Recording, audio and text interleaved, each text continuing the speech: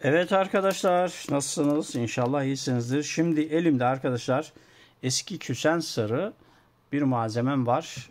Şöyle yakından bakarsak malzememizde ince beyaz damarlar var. Görünüyor mu bilmiyorum. Malzememiz esasen tabii malzeme olarak biraz koyu. Evet, şöyle tutalım biraz daha. Evet. Malzeme biraz koyu. Şöyle malzemesini göstereyim size. Bu abimiz normalde daha koyu bir malzememiz vardı küsende. Onu istemişti. Ama bu biraz onun açığı, malzemenin açığını kastediyorum. Biraz daha açığı vardı. Bundan yapmak için abiye dedi ki bundan yapalım. O da olur dedi. Malzememiz bakın böyle damarlı, çok güzel bir malzeme. O koyu olanı çok tutuldu. Çabuk bitti. Bu da koyulaşacak çünkü artık abi bak, görüyor musun? Bu tespihinde sen bu hale getir, bildiğin kehribar gibi oluyor. Böyle bu renge geldiğinde de harika bir benzerlik oluşturuyor. Tabii kehribara benzemesi ayrı bir güzellik. Lezzeti zaten uçacak, bilgin olsun. Tesbihin çok güzel oldu. Ben çok beğendim. Şimdi biz bunu geniş ağızlı bir yumurta olarak yaptık. Biraz ifadeler farklı şu anda. Dikkatli konuşmaya çalışıyorum. Geniş ağızlı yumurta olarak yaptık. Şöyle dar ağızlı fıçıya da benzedi. Geniş ağızlı da yumurta oldu. Yumurtanın ağzı biraz dar olunca buralar biraz daha yuvarlağımsı iniyor aşağı arkadaşlar. Bu tespihlerimiz mikron derecede kabarcıklar olabiliyor. Ama olabildiğince temiz yaptık arkadaşlar. Olabildiğince temiz yerlerinden düzgün bir şekilde çıkarmaya çalıştık. Bunu zaten alan abimiz biliyor. Malzememiz de kıtır bir malzeme. Bu malzememiz arkadaşlar 10'a 13 çalışıldı. Tabii malzememiz dediğim gibi olabildiğince temiz çıktı. Her şeylerine dikkat ettik. Bir iki tane de bir şey var. Şurada ben çıplak gözle görebildiğim var. Bir de bakın şurada bir kabarcık gibi de ufak bir delik var. Ama mesela şunlar hata değil zaten. Malzemenin kendisinde olan şeyler. Böyle güzel bir tespih çıktı ortaya. Güzel malzeme arkadaşlar. Harika. Hatta aslında detaylı bir bakabilirim. Çok güzel. Gerçekten malzeme çok güzel. Dokunuş hissiyatı çok güzel çünkü arkadaşlar. Bakın şu sese bakın. Yepyeni yapılan bir tesbih. Harika bir sesi var. Sahibine hayırlı olsun dedik. Şöyle detaylarına bakalım. Nasıl çalışılmış? Pala fren var mı diye bakıyorum. Yok. Ya da ben açamıyorum. Varmış. Pala frenliymiş bu arkadaşlar. Bakın böyle açılıyor. Pala freni var. Hassas işçilik arkadaşlar bu. Ali ustamızın pala freni. Ondan sonra bu kısa tok imame çalışılmış. Şöyle kalın delik çalışıldı. Duraklar ilk 5'te, tespihimiz bu. Sahibine hayırlı olsun diyelim. Gerçekten güzel bir tespih olmuş. Hissiyat ve dokunuşu çok iyi. Birkaç gün sonra uçacak zaten bu. Evet, şöyle dursun. Sonra bir tane de bakın şöyle bir malzememiz var. Y28 olarak kodladık ama içi P grubundan çıktı. Kodu madem Y28 oldu, Y28 kalacak. Yapacak bir şey yok. Çünkü yeşildi. İçi yeşil çıkacak sandım arkadaşlar. Çünkü renk kodlamalarına göre Y28 normaldi ama içi böyle biraz farklı çıktı. Şimdi tespihini size göstereyim. Bu tespihimiz de arkadaşlar 10'a 14 fıçı kesim çalışıldı. Şöyle kırık imame çalışıldı. Göstereyim hemen. Çift renk çalışıldı. Renkler delik ucunda. Şöyle bakın. Malzemenin sertliği müthiş. Harika bir ses tonu var. Gerçekten yani küsenden bile sert. Normalde küsenler 2 gün sonra bu sertliğe ulaşıyor. Bakın şu anda hali hazırda küsenden bile sert bir malzeme. İlginç bir malzeme çıktı arkadaşlar. Harika. Sertliğe bak.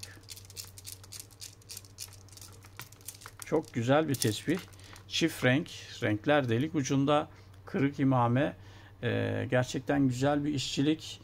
10'a 14 fıçı kesim. sahibine hayırlı olsun diyelim. Çıtır çıtır bir malzeme.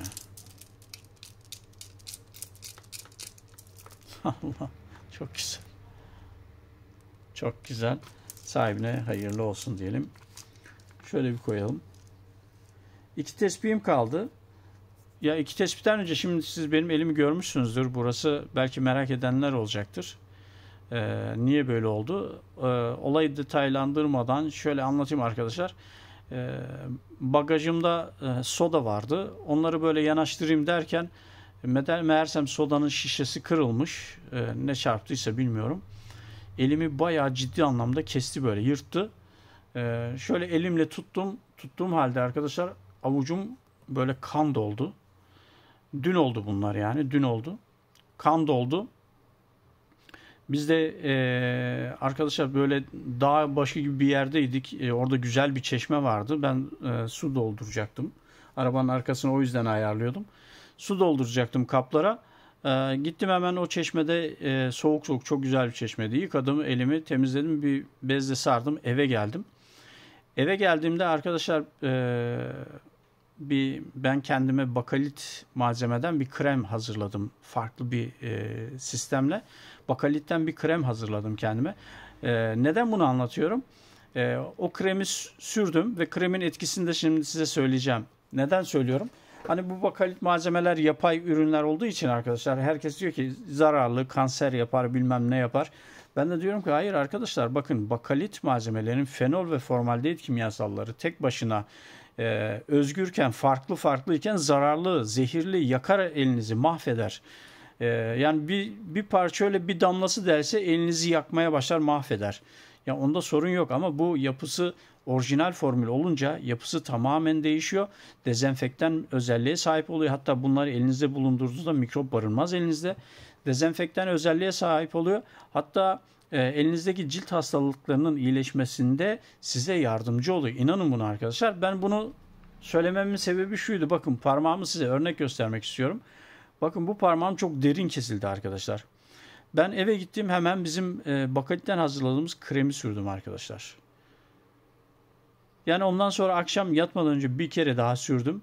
Arkadaşlar bakın, normalde benim bir yerim ufak bir böyle iğne de batsa iltihap olur, yaranın ağzı açık kalır, kolay kolay kapanmaz. Bir hafta ben onun sıkıntısını çekerim. Şimdi bakın, dün olmuş bir yara hissetmiyorum bile arkadaşlar. Hissetmiyorum bile. Yara kapandı gitti. Derindi biliyorum. Altı da hatta bayağı böyle bir kalınlaştı. Ağrır gibi oldu. Bakın ne iltihap topladı ne bir şey, size biraz daha yakından göstereyim. Ne iltihap topladı ne bir şey arkadaşlar. Yaramı tamamen kapattı. Bunu daha önce de bu tür kesikler yaşamıştım ben. Benim kremi sürdüğümde arkadaşlar tamamen hızlı bir şekilde kapatıyor. İltihap almasını engelliyor. Yara sanki yokmuş gibi, sadece izi gözüküyorsa yara sanki yok arkadaşlar. Bakın normalde böyle yapamam yani. Bir günde kesilmiş. Canım çok acırdı. Ben bunlara çok dikkat ederdim. Bir de benim kanımla alakalı herhalde en ufak kesik iltihaplanma oluyordu. Bakın bu örneği bunun için verdim size arkadaşlar. Bizim malzemelerde gerçekten mikrop barındırmıyor. Mikrobu öldüren bir özelliğe sahip. Dezenfektan etme özelliğine sahip. Bunu abartı olsun diye söylemiyorum arkadaşlar. Deneyebilirsiniz. Öyle cilt hastalıklarınız varsa bu tesbihleri elinizde gezdirebilirsiniz. Yani iyileştirecek, sizin cilt hastalıklarınızı temizleyecek demiyorum da faydası olur ya. Elinizdeki mikrobu öldürüyor çünkü, ya da o hastalığın ilerlemesine engel oluyor arkadaşlar. Bu yüzden böyle tesbihler yani size faydalı olacak. Kuka gibi tesbihler. Kuka da dezenfektan özelliğe sahip.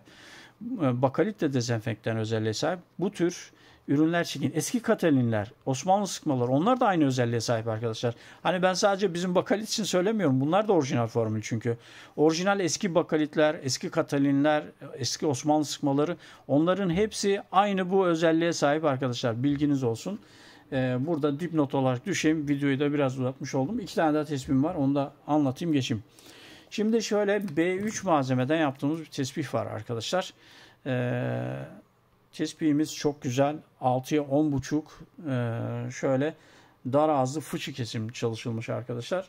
Şöyle bir bakalım detaylara. Şöyle kısa tok imame çalışmışız. Bundan sonra kalın delik çalışmışız. Tespihimiz tabii ki fıçı. Şöyle güzel mi güzel bir tespih.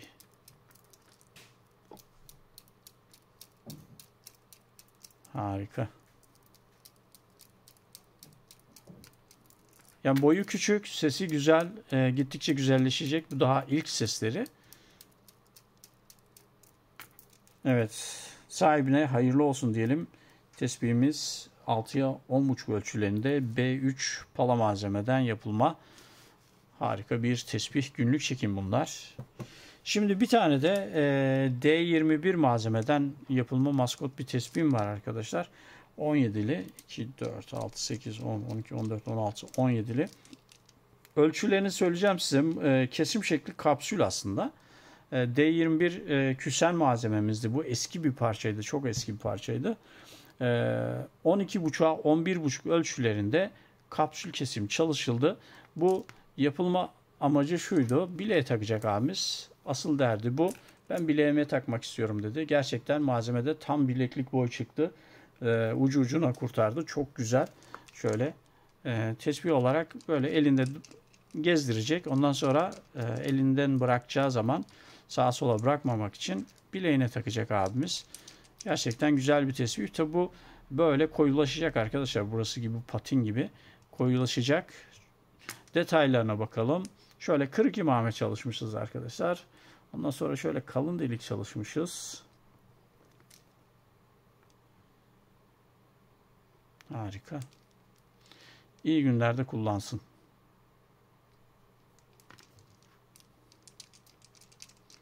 Bu arada bahsetmişken bu küsenlerin etkisi normal bakalite göre daha fazla arkadaşlar. Bilginiz olsun. Küsen çok daha fazla etkileşime giriyor. Harika. Küçük, çok küçük. Bileğe girecek bu.